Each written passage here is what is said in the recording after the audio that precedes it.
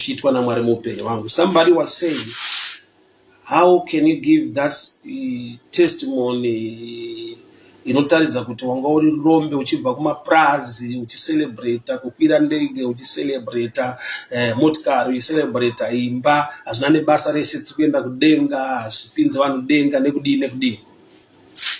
Rega ndikudze chini shama dzangu, to some people motikari haisi chinhu chavangaremekedze kuda. Motikari kwavari haireve chinhu, vakura vari mazviri. To them it's part of their lifestyle. Haisi kana surprise, hachisi chinhu chingavavhundutse. To some imba haina meaning, haina zvainoreva. Vakura vane vabereki vane dzimba achida in the city, ivo vakakura vachingonzwo imba yawakasirwa nevabereki vako kana kuti ane mari dzaakashanda akakwanisa kuita zvinhu zvake.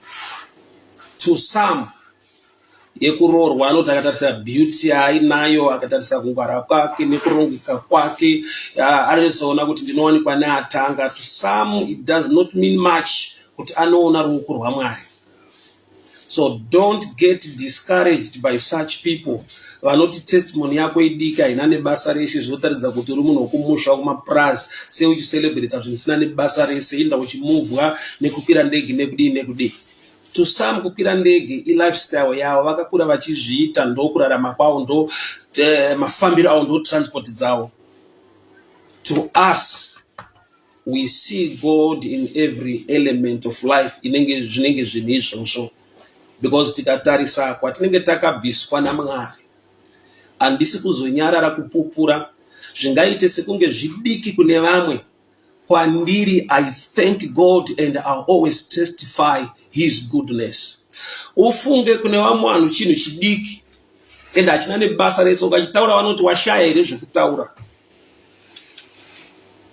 Jesu wadzikinura legion unoti enda unotaurira vanhu zvawaitirwa naMwari wako. Dr. Matigima, see you online. God bless you. Thank you so much for tuning in. God bless you. Felicitas Chitando, God bless you. God bless you. Perpetua Maoto, God bless you. God bless you. Toda kuti ndiudze munhu mangwanani ana kuti usanyararidzwa kupupura kana kutenda Mwari pachinhu chinonzi nevanhu chidiki ende hachina nebasa rese. Why do you get moved kuti wakakwira ndege? It shows kuti wakabva kumaprazi kumusha, una chaunoziva, una chaunogona. Somebody was saying this against my testimony anendichipa. To them, very right, vanopikisa nekutaura kudaro. Why? Hazvina meaning kwavari. It's their lifestyle, magariro avo, kukura kwavo, nekudidi, nekungwara kwavo, nekurongeka kwavo. To us, we see God in it. Unoziva here kuti kwaunobva engo yawakabva nayo uchirarama muupenyu Mwari kakakubvisa nekwauri kuenda kunosiyana nekwakabvawo vamwe nekwavari kuenda. We are living in a time, in a generation yekuti munhu akatosumuka achipupura kuti ndinotenda Mwari nekuda kwekuti ndakatenga bhasikoro, vanhu muchechi vanotarisa pasi. Vanhu vanogona kutarisa pasi kumunyarira munhu iyeye kuti shuwa mukore uno, generation ino, munhu angapupure nekutofara kuti ndine foni yeWhatsApp, ndakatenga bhasikoro, ndakazodii. Mufunge hama dzangu, upenyu hatifanane. Life ine ma-stages. And Mwari unoti don't despise the days of your humble beginnings. Mwari wakaitira vanhu zvikuru, ndiye waiita zvinhu zvidiki. Mwari wakapa vanhu mana, chingwa chaaipa vanhu on daily basis. Ndiye unozovapa kukohwa negohwo rakakura vari mupromised land muKenani. So hazvina kuipa kuti munhu apupure pachingwa chaapiwa chezuva ranhasi, iye asina chingwa chakazara mubread bin rake kana mupantry mune grocery. Why? Nokuti ari kungotenda zviri kuitwa naMwari muupenyu hwake. But to some people vane matura ezvikafu, vane chikafu chakazara mupantry, vanoona sekunge munhu ari kutenda Mwari nekuda kwenofu rechingwa ari kuwaste time, kana kuti haasi civilized, kana kuti haasi mature, kana kuti haasi kufambirana netime yekuti agone kuziva zvinhu zvinokosha zvine much value mulife. musungwa ari mutrack yeprison ari kubva kukoti achienda kujeri anoisa value akadongorera pahwindo retrack ye achiona vanhu vari mutown. Anosvika paanoyemura chero munhu kuti uyo zvake anoenda kumba nguva yaanoda, achadya zvaanoda, achaita zvaanoda. Anokoshesa freedom more than anything else. Iwewe uri panze pacho ukatarisa track iye auone sekunge uri pari nani concerning issue freedom. Unenge une zvichemo uchitochema, dai Mwari andirangarira, dai Mwari andionawo, dai Mwari andinzwira tsitsi. Yet somebody ari kutaka kutarisa anoti zvake wakawarirwa nyasha naMwari, nokuti kune vanhu vanogona kuenda kumajeri pasina mhosva. People of God, hear me very well. Chinokutadzisa kuzarura musuwo yezvizhinji zvingaitwa naMwari muupenyu hwako, kutadza kutenda pazvishoma nezvidiki zvakatoitwa naMwari muupenyu hwako. Mweya wekutenda unodena zvizhinji, unodarika kukumbira. Mweya wekuonga, mweya wekuappreciate, mweya wekutenda unodena zvakakura kudarika kukumbira kwacho. Imagine waitira chinhu munhu chiri chidiki, but anokutenda nenzira yekuti newe unotoshamisika kuti asikana naye akomana. It's just a small issue. Dangoti wongobatsirika pashoma nezvinhu izvi, kwaari otaridza kuti zvawaita zvakakura, ari kutenda nemoyo wese. Something in you chinokuchallenge but this person is a good person, ane mweya wekuonga, ane mweya wekutenda. Zvinokudena kuti paunofunga kuitira vanhu zvinhu, you always remember that person. Kune vamwe vanhu hembe yakambopfekwa inyowani, zvekuti ndikabvisa t-shirt ndikapa mumwe munhu unotenda, unoonga Mwari. Yet kwandiri ndinenge ndabvisa ndichitoti paanenge achitenda achidini nomuti anyarara siyana nazvo, hazvina nebasa rese, just a small issue.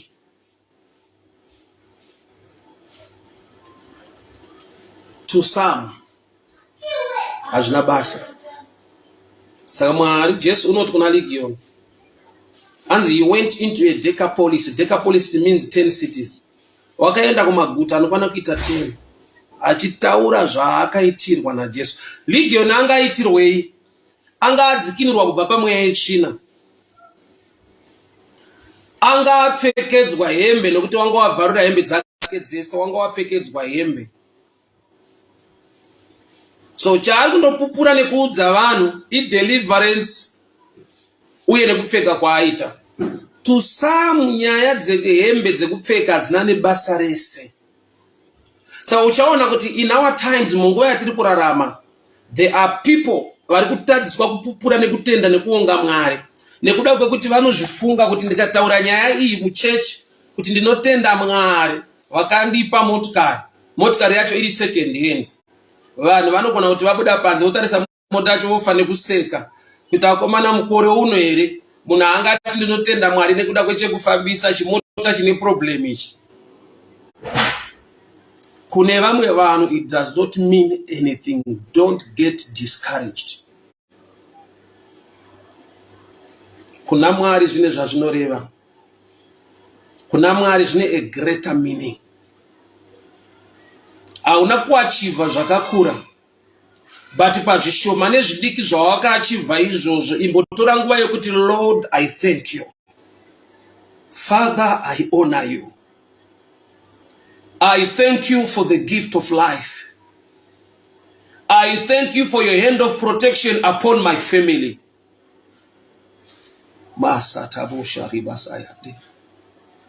Thank you, Lord Jesus. Thank you, mighty God. Unozoera kuti munhu anosvika pakuno kwandingati kujaira kana kuti kungozvijairira kuti inenge right yake ngoti ndingaswera ndichipfugama ndichitenda kana ndichitaura kuti Mwari akandiita zvakati zvinhu zviri common izvi. Chaunoti chiri common i breakthrough at another dimension. Hachisi common kumunhu wese. Oza pane nguva yekuti ndichitaura nevanhu ndichiseka nevanhu mukufamba umu, unogona kuti kumunhu saka unozotaura neni paWhatsApp onzwa munhu achiti very sorry mufundisi, for the meantime handina foni yeWhatsApp. Mauri semunhu unonzwa mweya wekuti munhu yakasara mukore uno here munhu yaana chinichi. But you realize kuti upenyu hunosiyana, Mwari kwavanotibvisa kwakasiyana, zvatinosangana nazvo muupenyu zvakasiyana. But in all things, give thanks unto the Lord, for he is so good and so faithful.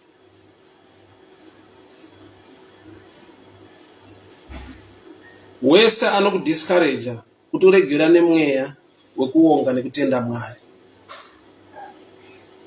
ignore that person. Continue.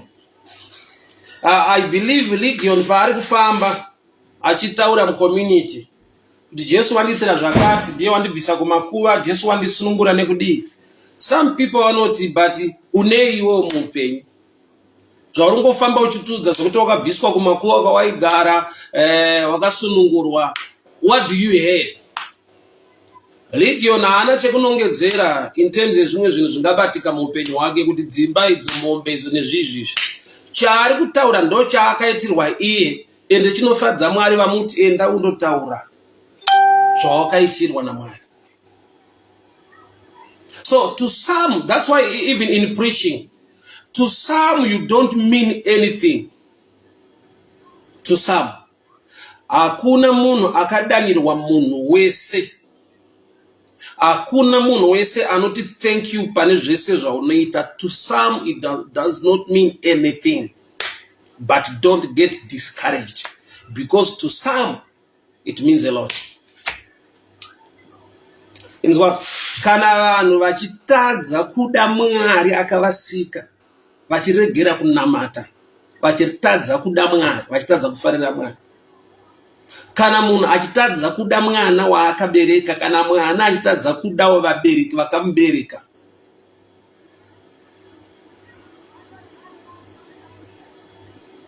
zvinodaro kuti haungagone kugamuchirwa nemunhu wese, nokuti munhu akaoma kusvika palevel yekuti munhu anogona kutosungwa kunzi achengete mwana wake, inonzi maintenance.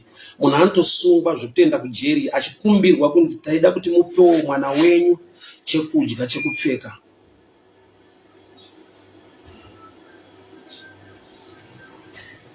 So munhu wakasvika at that level, at that dimension.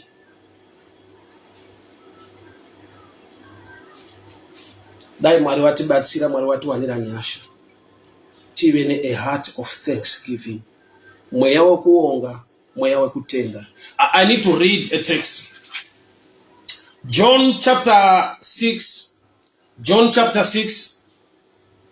from verse 11. Jesus then took the loaves, and when he had given thanks, he distributed them to those who were seated. So also the fish, as much as they wanted. And when they had eaten their fill, he told his disciples, gather up the leftover fragments, that nothing may be lost. Right? But verse 11, nobody what it is. John chapter 6, verse 11. When Jesus took the loaves of bread, Jesus then took the loaves, and when he had given thanks, Jesu paatora chingwa mumaoko emukomana, paapiwa chingwa mumaoko ekamukomana, 5 loaves nehove mbiri. Zvanzi he gave thanks unto the Father. Wakapa kutenda kuna, haasi kutenda kuti zvawanda, ari kutenda zviripo zvinodena kuti Mwari vagone kuzviwanza. Jesu apiwa hove mbiri nemaloaves echingwa anokwana kuita 5. Chaakatanga kuita, haana kuita munamato kuti Mwari, I decree and I declare increase, overflow. Zvanzi wakapa kutenda, he gave thanks unto the Lord or unto the Father. Chaari kutenda chi? Zviri available. Zviripo zvingani 5 loaves nehove 2. Vanhu varipo vanodarika 5,000, but pazvishoma zviripo haatange nekuchema nekukumbira kuwanda kwazvo. Anotanga nekutenda nekupa Mwari mbira kuti muzvishoma zviripo. When you appreciate and give God thanks, unodenha kuwanda kwazvo nezvizhinji. So secret ye increase kuva nemweya wekutenda pane zviri available. Kabada yasa.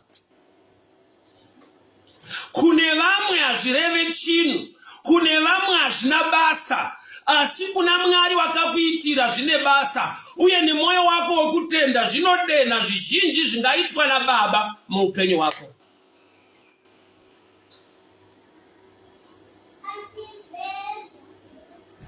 Handizivi ndiri kutaura nani mangwanana nhasi.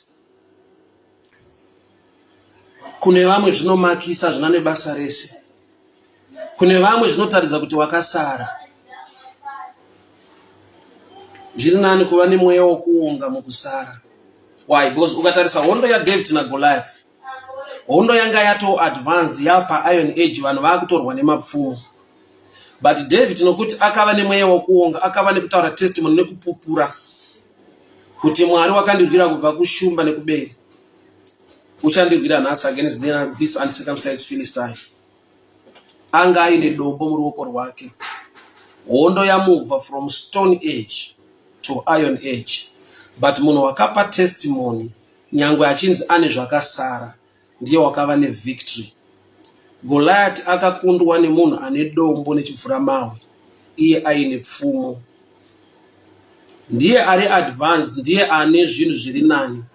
But chinomupa kukundwa ndechekuti uyo nyangwe ane dombo achinzi akasara, atenda Mwari, iye akabata dombo. Haana kuchemera zvizhinji, but watenda Mwari muzvishoma zviri muruoko rwake. Secret ye increase iri mukugona kuonga nekupa Mwari mbiri nekumutenda pane zviripo zviri available zvakabatwa muruoko rwako. Hama dzangu, ndinzwei mangwanani ano. Ukatarisa kumashure, hongu kune zvakaramba, kune zvakakundikana mukuronga nemukuita. But the reason why you are still standing, God is more for you in this coming season. Mwari vane zvizhinji, vane zvakanaka zvavanoda kuita muupenyu hwako. Chaita kuti Mwari vakuchengete kune zvikuru nezvizhinji zviri komberi. I relate ku message yemukadzi ave ne the issue of blood. She was a survivor. Hongu akava ne issue for 12 years. But chaanofanirwa kutenda Mwari ndechekuti the issue haina kumutora, haana kufa. She was still standing. Baba vakauya nemwana kuna Jesu vakati kana zvamubata zvinomuwisira mumvura kana kuti mumoto.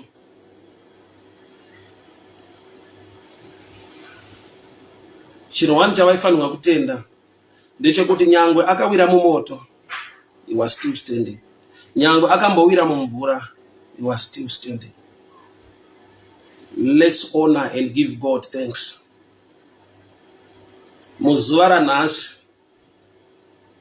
izuva rekuti Mwari tinokutendai. Mwari tinokuongai. Kune kwakabviwa, kune kwatiri kuenda. Tine zvizhinji zvatakasangana nazvo. Kune vamwe zvingasareva chinhu, zvingasava nematuro. Asi Baba kwamakandibvisa, rudo rwenyu nenyasha dzenyu Mwari wako. Nyangwe munyama yangu maiva neurwere Mwari, asi makandiwanira nyasha kuti I'm still standing by your grace and your favor. Vakakunda neropa regwayana uye nekupupura kwemiromo yavo. Mudikani, ndoda kuti udzamise pfungwa dzako, utarise kumashure, uone kuti hakuna bere rakambouya iri pamakwai ako. Uchaona kuti kune bere rinonzi COVID-19 ranga rauya pamusoro peutano hwako, pamusoro pefamily yako, pamusoro pebasa rako. Asi we uripo, you are still standing. Kune zvakauya after your business, after your marriage, after your career. But the reason why you are still standing, God has a lot for you in this coming season. Saka chingaitwa tisati tachema nekukumbira zvizhinji mukati megore ratiri kupinda. Ngatipei Mwari kuonga, ngatitendei Mwari nekuvaremekedza nekuvatenda nekuda kwenyasha. Don't get discouraged. Ipapa ndo pane nyaya in this season, in this time. We fellowship takawanda church ikava nguva yematestimony ekupupura. Vamwe vanotaura zviri outstanding, zviri so class to an extent yekuti unogona kusvika pakunyara kuti akomana ndopupura here ka 2 rooms kandakavaka, kana mumwe achipupura mansion yechitatu yaakompleta. Ndomira here ndopupura hama dzangu basa randakawana sahouse girl, basa randakawana sagarden boy, kana vamwe vachipupura kuti maengineer, madoctor, maprofessor. There are times yekuti people will keep quiet, but chinzwa so paunovharira testimony yaJehovha une zvizhinji zvaunovharira zvine chekuita nefuture yako. Why? Because mweya wekuonga unodena Mwari.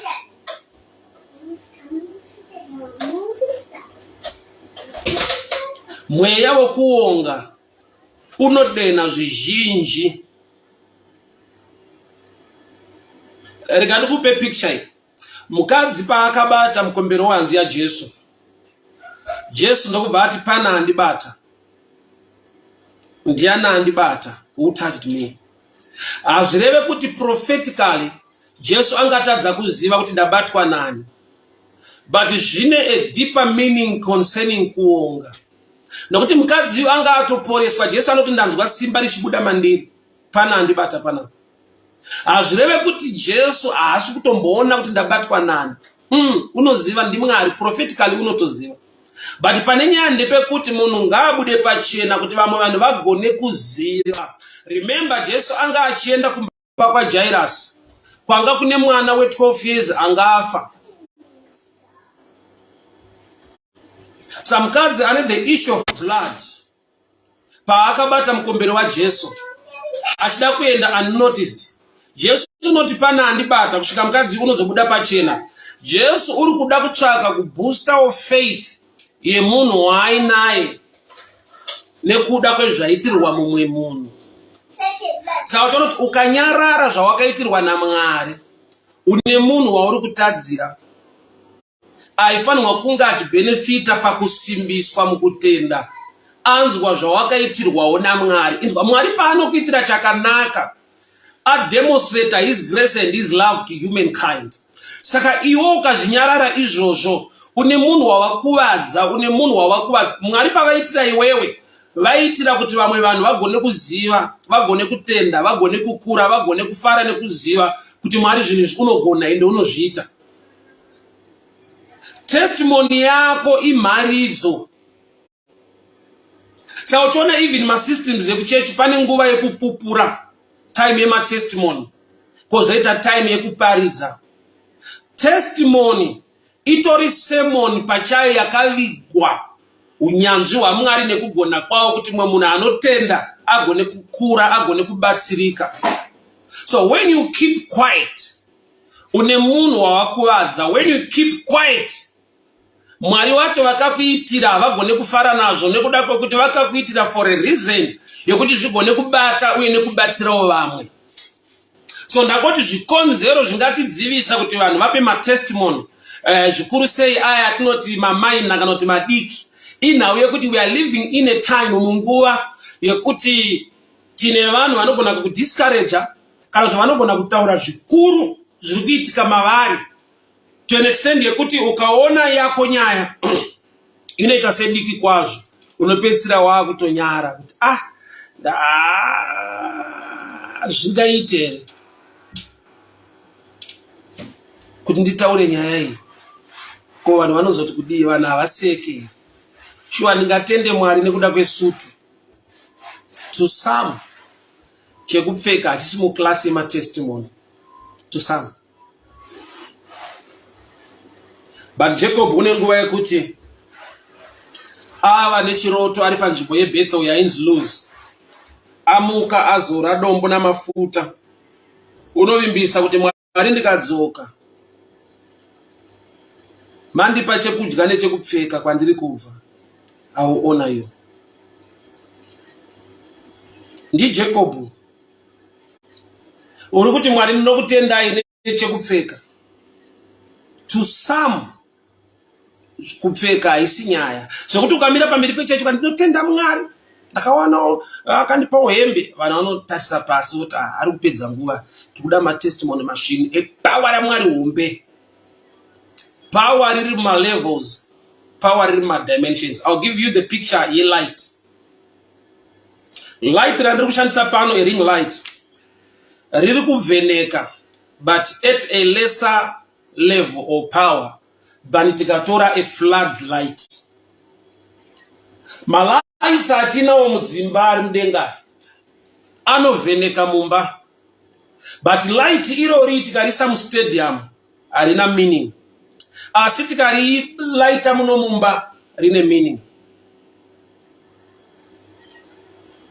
Hear me very well. Kana lights ane classes kuti kune light re torch re phone rakasiyana ne flood light. So chiregera kunyarara pa light rawinaro, but the word of God is light. Urati Mwari aita zvidiki. I remember pane imwe clip yandaitaura pakuti Mwari wakasika nzou ndiye Mwari akasika mosquito. Life iri mosquito i life inotobva kuna Mwari. Life ine nzou i life inotobva kuna Mwari. But we are living in a time yekuti vanhu vakapupura Mercedes Benz, vanhu vakapupura G-Wagon, zvakaoma kuti uchitenda Mwari in that same church nekuda kwebhasikoro. Just get the picture. Just get the picture.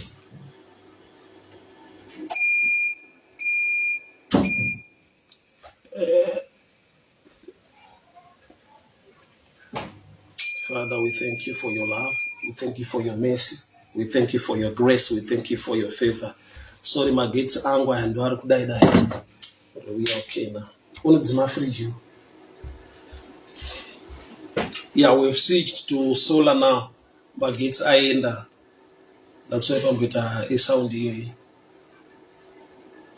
So usadziviswa kuunga nekutenda Mwari nekuda kwokuti vamwe vapupura G-Wagon muchechi.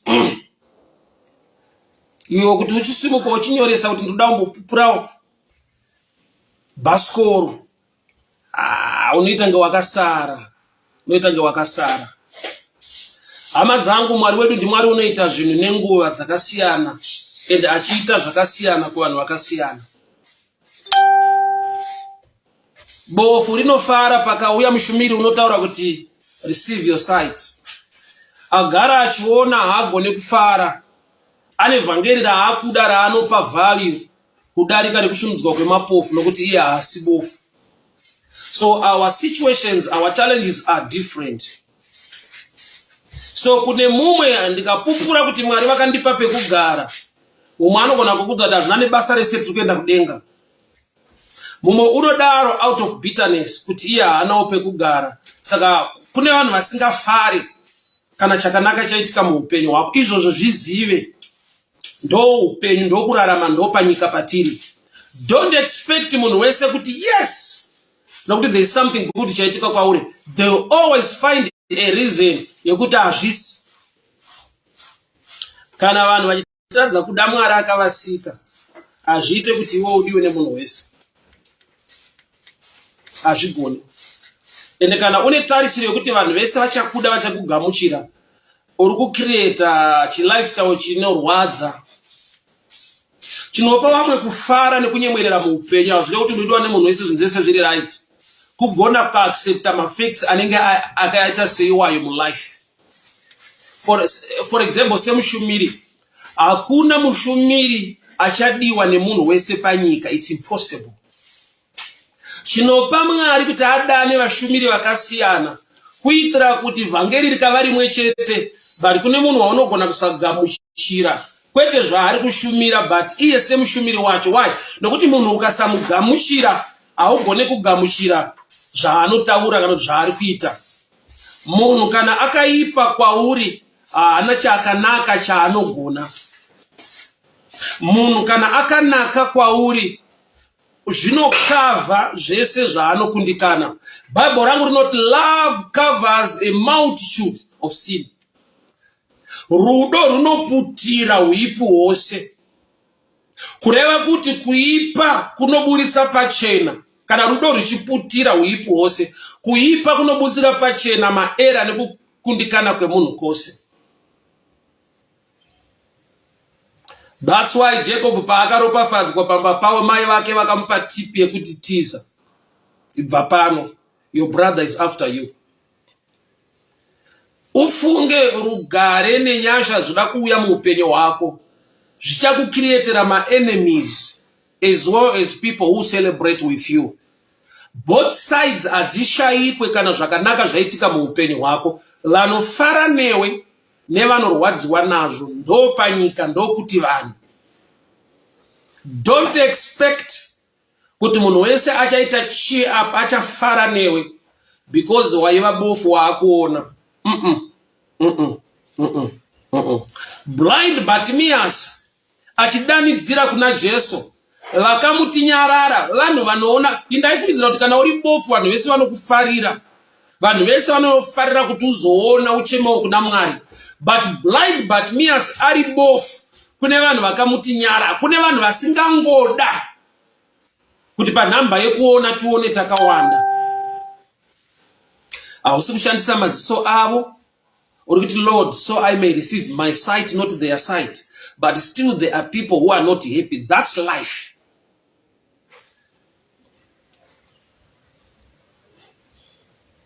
So shoko randauya naro mangwanana nhasi. Tenda Mwari pane zviripo. I love the song yamai Shingisai Suluma. Yakuti tenda Mwari nezvaakakuitire, uone zvaachakuitira. Tenda Mwari nezvaakakuitira, uone zvaachakuitira. Kutenda kuno opena a door for more. Ndakupa muenzaniso wako semunhu. Kuti ukaitira munhu chidiki nhasi, kwauri chinenge chiri chidiki. But munhu uya akava nemweya wokuonga nekutenda, zvinokubata mumwoyo mako. Pese paunofunga kuitira vanhu chinhu, munhu uya anodzaka mumind mako. Nekuda kwekuti munhu akagona kuappreciate nyangwe muzvidiki zvakaita. Hama dzangu, upenyu haufanani. Zvatinoitirwa naMwari zvakasiyana siyana. Zvimwe zvacho starting point zvekuti unotadzisa zvikuru zvikuda kuuya. Nekuda kwekuti pazvidiki zvakaitika wakavhara muromo wako ukangozvitora for granted kuti hano inotambika inowanika ndo life. Pane zvinhu zvaunofunga kuti zviri easy kuti zviitike nokuti zvakaitika kwauri nenzira iri nyore. But to some they struggle to get to that level. Some they struggle to get to that level. Ndine nguva yekuti Mwari vanenge vachiita zvinhu muupenyu unosvika pangojaira kuti that's it, ndokuita kwawo, that's it, it's okay. Patime yekuti zvinhu izvozvo hazvisi kuitika, unotozoona kuti saka chinhu chikuitika kwacho dzinenge dzingoriwo nyasha nai. Sister Miriam Boroma, God bless you. Charles Chapinduka, God bless you. Hama dzangu, Mwari vakuitire nyasha, Mwari rokupafadzei, Mwari vakuchengetei, Mwari vakugonesei. A heart of thanksgiving. Mweya wokuonga nekutenda Mwari. Why? Nokuti kutenda kunodena zvizhinji. Bible rati Jesu paakapiwa hove nechingwa, he gave thanks unto the Father. Chakadena increase. Mweya wokuti pane zviri available zvishoma saizvozvo, Baba kudzwaiwa ngwai. Why? Nekuda kwekuti mukomana uyu aigona kusavapo pamusangano uyu. Kana miracle yakatangira pakuti pane mukomana aiva nehove nechingwa, zvoreva kuti chiri kutendwa naJesu panapa, Mwari varonga tsoka dzemukomana uyu kuti ave available pameeting iyi. Why? Jesu miracle haisi kuitwa out of nothing, iri kuitwa out of something. So that something kuva available is by the grace of God. Kune zvinoitwa out of nothing, kune zvinoitwa out of something. but availability yechinhu ichocho chiripo is by the grace of God. Pastor Jake Chigorimba, how are you? Dirwa nyasha ropafadzwa musanyarare kupupura nekutenda Mwari. Kuti vanhu vanozokutarisira pasi zvawataura zvinane basa rese, wamwe wako taane mamansion taane chi sei uchitaura zvinhu zvidiki nekudii. Mwari unoita zvidiki, ndiye Mwari unoita zvihombe. Ini ndinomutenda Mwari uyu. Nokuti vamwe tine nhororondo, tine background inosemesa, inonyadzisa, asi nyasha dzavo dzinotirwira, dzinotisimudza misi nenguva. Father, we thank you for your love, for your mercy, for your grace, for your favor. Kuna wakaita semiwari, kuna wakaita semicheso muupenyu hwedu. Aba kwa makatitora nekwa makatibvisa, sinongowa nyasha nerudo rwenyu. Hakuna waigona kundibvisa nekunditora ikoko Mwari wangu. Dai asiri micheso, dai asiri micheso nenyasha nerudo rwenyu Baba. Rava satala boshariandi menta bayando roboshikata baugatsa baranda la boshiata bebejaliga saya menta karaso libasha ikate reketele bosharianda. We thank you, Jesus. We thank you, Jesus. We thank you, Jesus. We thank you, Lord. Makati visa murwere Mwari, mukatipa utano, mukatisimbisa, mukatigodesa, munesu munoramba muinesu nguva dzose, mukutendeka nekururama kwenyu Baba, ndakuongai nekukupai mbiri muzita raJesu Kristu weNazareta. Amen. Amen. When I reflect pandinotarisa kumashure, when God called me from 2006, I was so sick. Makumbo angu anga akazvimba kuita matanda kudai so ndine TB. Then I heard an audible voice in a dream. Go to the city, preach, win souls. I am with you. And the Lord is still with me today. Kwakabviwa kwacho ku nothing. So chese chinonzi something now in life mangu. I see God in it. Something iyo kangava kadiki diki. Something iyo kangava kanu kasina nebasa kwauri. To me, it means a lot. I know where God took me from. Ndaisemesa, ndaipisa tsitsi. Panguva yekuti vanhu vanzwe zvauri kuparidza nekutaura, vanhu vaigona kukwenyana vachinzwa tsitsi vachiona kuti munhu uyu murwere, munhu uyu waparara. So out of nothing, chese chinongonzi something in my life, no matter how small it is in other people's eyes,